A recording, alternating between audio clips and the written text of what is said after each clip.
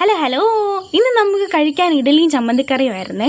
അതങ്ങോട്ട് കഴിച്ചു കഴിഞ്ഞപ്പോഴത്തേക്ക് അമ്മ പറയും അപ്പുറത്തെ പറമ്പിൽ ചെന്നിട്ടാണെങ്കിൽ ഒരു ഓമയ്ക്ക ഇങ്ങനെ കുത്തിയിട്ടുണ്ട് വരാൻ. അപ്പോൾ അതിന് പോകുന്ന പോക്കാണിത്. ഇതാണ് നമ്മൾ പറിച്ച ഓമയ്ക്ക. അത് പറിച്ച് വീട്ടിലോട്ട് വന്നപ്പോഴത്തേക്ക് അമ്മ പയറൊക്കെ സെറ്റാക്കി വെച്ചേക്കുമായിരുന്നു. പയറും ഓമയ്ക്കയും കൂടി ഇട്ട് നമ്മൾ തോരൻ വെക്കത്തില്ലേ, അതാണ് സംഭവം. നല്ല ടേസ്റ്റാണ്. നിങ്ങളൊക്കെ വീട്ടിലുണ്ടാക്കി നോക്കണേ.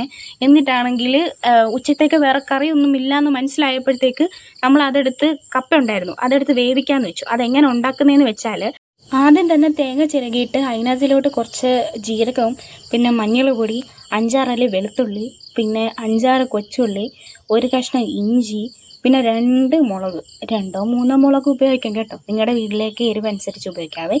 ഇതെല്ലാം കൂടെ ആണെങ്കിൽ ക്രഷ് ചെയ്തിട്ട് നമ്മൾ ഉണ്ടാക്കി വെച്ച വേവിച്ച് വെച്ച ചീന ഉണ്ടല്ലോ, അതിനകത്തിലോട്ട് അങ്ങ് ഇടണേ. എന്നിട്ട് നല്ല വൃത്തിക്ക് അങ്ങ് ഉടച്ചെടുക്കണം. അതിൻ്റെ ഇടയ്ക്ക് ഞാൻ ഉപ്പിടാൻ വേണ്ടി മറന്നുപോയായിരുന്നു, നിങ്ങളിടാൻ മറക്കല്ലേ കേട്ടോ. അതിന് ശേഷമാണെങ്കിൽ പിന്നെ ചിക്കൻ കറിയും മോരും ഒക്കെ നമ്മൾ നേരത്തെ സെറ്റാക്കി വെച്ചിട്ടുണ്ടായിരുന്നു. അതെല്ലാം കൂടെ എടുത്തൊരു പിടി പിടിക്കണം. ഇത് പോരെ നമുക്ക് ചോറുണ്ണാൻ വേണ്ടി. സ്വർഗം അമ്മ സ്വർഗം. അപ്പം ശരി, ഓക്കെ, ബായ്.